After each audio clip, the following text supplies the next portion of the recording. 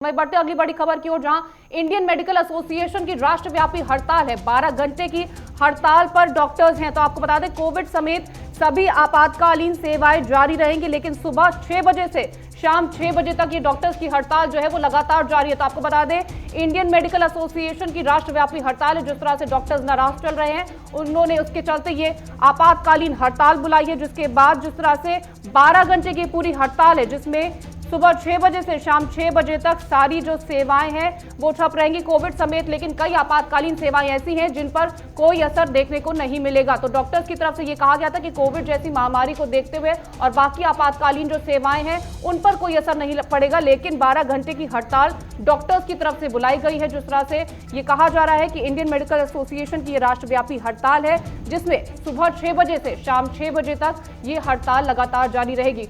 जहां ये माना जा सकता है कि कई लोगों को दिक्कतों का सामना करना पड़ सकता है, कई पेशेंट्स को दिक्कतों का सामना करना पड़ सकता है, लेकिन कोरोना काल को देखते हुए ये जरूर ऐलान किया गया कि कोविड समेत जो भी आपातकालीन सेवाएं हैं, चाहे वो मैटरनिटी को लेकर के हो, चाहे कोविड को लेकर के हो, उन पर कोई असर देखने को नहीं मिलेगा। लेकिन इंडियन मेडिकल एसोसिएशन ने ये राष्ट्रव्यापी हड़ताल जो बुलाई है, उसमें सुबह 6 बजे से शाम 6 बजे तक किसी तरह की जो सेवाएं हैं कोविड वाली और आपातकालीन सेवाएं, उनको छोड़ करके कोई भी सेवा डॉक्टर्स की तरफ से नहीं दी जा रही है। तो 12 घंटे की हड़ताल पर है डॉक्टर्स। तो बड़ी जानकारी आपको दे रहे हैं कि किस तरह से 12 घंटे की हड़ताल डॉक्टर्स की तरफ से बुलाई गई है, जिसमें कोविड समेत सभी आपातकालीन सेवाएं जो हैं वो जारी रहेंगी। सुबह 6 बजे से शाम के 6 बजे तक ये हड़ताल जो है वो डॉक्टर्स की तरफ से बुलाई गई है।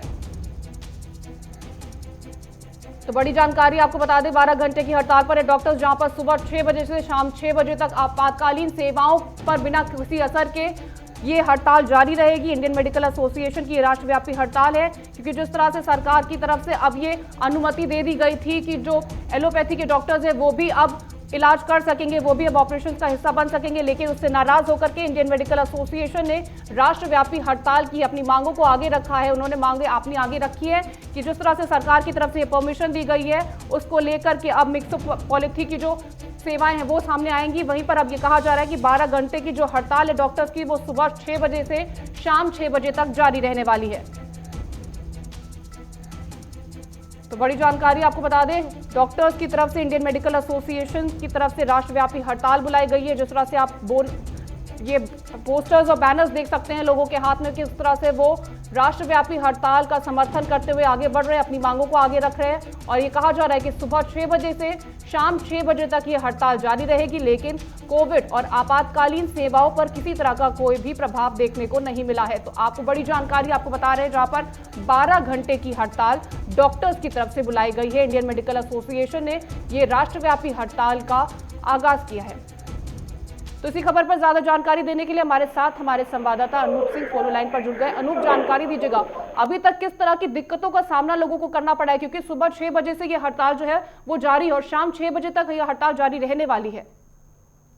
देखिए, ये देशव्यापी हड़ताल 24 घंटे की है। आज सुबह 6 बजे स्टार्ट हो गई थी, कल सुबह 6 बजे तक इंडियन मेडिकल एसोसिएशन ने ऐलान किया था। इसमें जो प्राइवेट अस्पताल हैं, चाहे डायग्नोस्टिक सेंटर की बात करें या फिर पैथोलॉजी की बात करें, ये सब समर्थन में शामिल है। दरअसल उत्तर प्रदेश जिस समय केंद्र सरकार ने जो स्वास्थ्य जो बिल अमेंडमेंट जो किया था, उसमें इस बात का जिक्र किया था कि जो आयुष के डॉक्टर हैं उनको 2 साल का कोर्स कराने के बाद जो छोटी सर्जरी, चाहे नाक, गले, गला की, कान की या फिर दांत की जो सर्जरी, उनको करने का अधिकार देने की उसमें बात कही गई थी, जिसको लेकर लगातार आईएमए विरोध में था। और जो पैथोलॉजी के डॉक्टर है वो लगातार विरोध कर रहे थे कि अगर ये पद्धति लागू हो गई, क्योंकि एलोपैथ और आयुर्वेदिक 2 अलग अलग पद्धति हैं, अगर एक दूसरे में मर्ज हो जाते हैं तो वैसे में मरीज को भी दिक्कत होगी, क्योंकि जो टेक्नोलॉजी एलोपैथ के डॉक्टर्स अपनाते हैं इसमें हो सकता कोई दिक्कतों का सामना करना पड़ सकता है और मरीजों को भी दिक्कत होगी। ऐसे में ये मांग कर रहे हैं लगातार कि ये जो अमेंडमेंट हुआ है इसको वापस किया जाए और जिस तरीके से पैथोलॉजी के डॉक्टर हैं उनको ही ऑपरेशन करने का अधिकार था उन्हीं को दिया जाए।